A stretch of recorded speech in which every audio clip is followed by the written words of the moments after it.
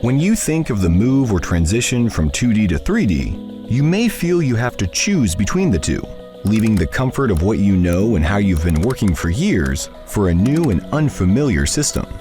The reality is that you can choose how fast or slow you want to transition. Moreover, since the user interfaces are similar, users can learn and transition at their own pace. The Product Design and Manufacturing collection allows you to leverage all of your existing AutoCAD data as you make the move to 3D with Inventor. Need your project to stay in 2D? Keep using AutoCAD the way you always have. Want to utilize some of your existing AutoCAD data to jumpstart your first 3D project in Inventor?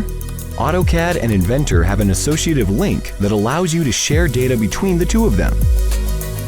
Reusing your AutoCAD data eliminates the need to start from scratch, allows you to control the pace of your transition, and ensures you will not have delays in your engineering process.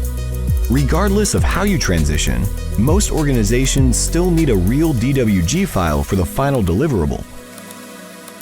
Your existing AutoCAD data meets this requirement, but what about your new 3D Inventor data?